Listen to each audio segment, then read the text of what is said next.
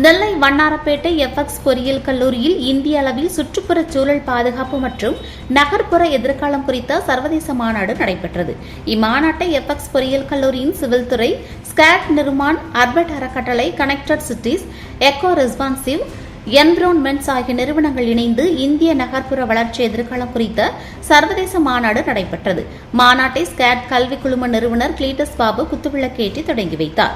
கல்லூரி முதல்வர் முனைவர் வேல்முருகன் வரவேற்புரையாற்றினார். ஸ்காட் நிர்மான் இயக்குநர் சார்லஸ் ஸ்காட் நிர்மான் நிறுவனத்தின் கிராமப்புற சேவைகளையும் சுற்றுப்புற சூழலுக்காக ஆற்றி வரும் பணிகளை காட்சிகளுடன் விளக்கினார். நிறுவனர் கிளீட்டஸ் பாபு தொடர்ந்து பேசினார்.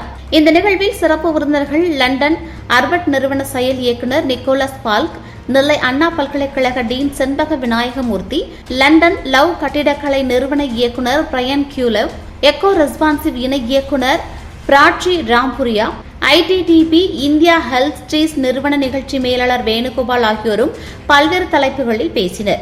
இந்நிகழ்வில் பொது மேலாளர் கிருஷ்ணகுமார், சிவில் துறை தலைவர் சாமுவேல் பிரபாகரன், உதவி பேராசிரியர் சுமில் குமரன் மற்றும் பேராசிரியர்கள், மாணவர்கள் கலந்து கொண்டனர். இதற்கான ஒருங்கிணைப்பு ஏற்பாடுகளை வளாக மேலாளர் சகாரியா கேப்ரியல் சிறப்பாக செய்திருந்தார்.